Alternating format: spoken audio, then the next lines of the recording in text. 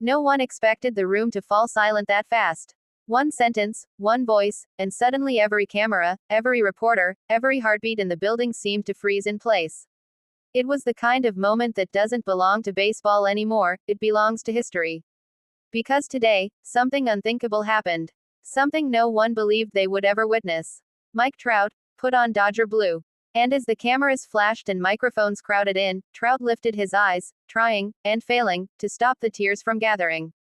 The world's most composed superstar stood there trembling, caught between pride, heartbreak, and the weight of a choice that would change baseball forever.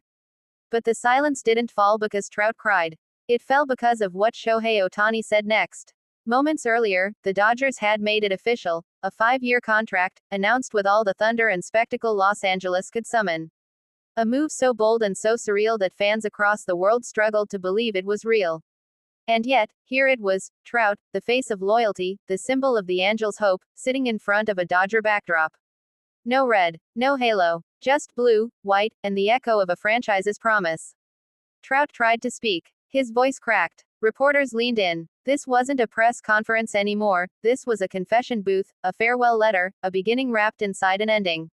He talked about loyalty. He talked about family. He talked about the years lost to injuries, the battles fought in silence, the nights he wondered if he'd ever get another chance at greatness. And then he talked about Ohtani. He said Shohei's departure last year shattered something inside him, a fracture he tried to hide but never truly healed. Watching Ohtani chase glory in LA lit a fire he couldn't ignore.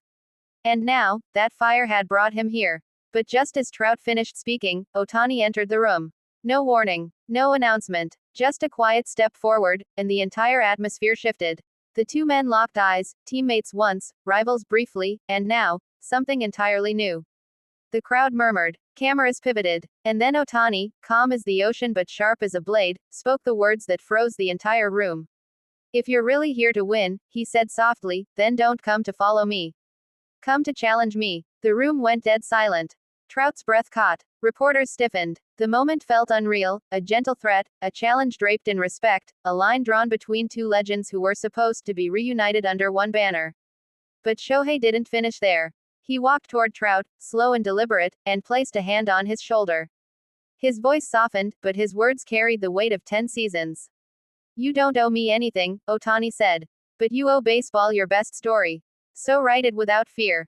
Trout broke. Not with anger, not with regret, but with the overwhelming realization that this wasn't a reunion, it was a rebirth. Reporters captured every second. The tears, the tension, the unmistakable spark between two men who had lived the same pain, the same pressure, the same impossible expectations. Trout wiped his eyes, trying to gather himself. He whispered, I'm not here to follow you, I'm here to finish what we started. Ohtani smiled, small, sharp, knowing. Because he understood. This wasn't about revenge. This wasn't about money. This was about legacy. The Dodgers had created something incredible, something dangerous, a roster powered by two of the greatest talents of their generation, not as partners chasing old memories, but as rivals pushing each other toward uncharted heights. The press conference transformed into a battlefield of emotion. Cameras whirred, reporters scribbled, fans watching at home felt their hearts racing. This was more than a signing. More than a move, more than a contract. This was a fracture in fate. A rewriting of destiny itself. As Trout spoke to the media once more, there was a newfound fire in his voice, not the polite humility the world had come to expect. This was a man ready to rewrite every chapter of his career. He promised LA something bold. I'm done hoping for greatness. I'm ready to demand it. Outside the stadium, fans erupted. Social media exploded. The baseball world spun in chaos. For once, even the analysts were speechless. Because in a single day, the Dodgers had taken baseball's quietest superstar, and placed him under the brightest lights on earth. And just when the noise reached its peak, Trout stepped away from the podium. He walked toward Ohtani once more. And the room held its breath. This time, Trout spoke first. Let's give baseball something it's never seen before. Ohtani nodded. Not with arrogance. Not with triumph. But with the recognition that they were no longer trapped by the past, they were shaping the future. The crowd began to murmur again, sensing the moment shifting from tension to destiny. Trout turned to leave the stage, but paused. His final words weren't scripted. They weren't prepared. They came from a place he had hidden for years. I'm home, he whispered. And for the first time in his career, it sounded true. As the doors closed behind him, the echoes of the press conference lingered, the tears, the challenge, the promise of something extraordinary.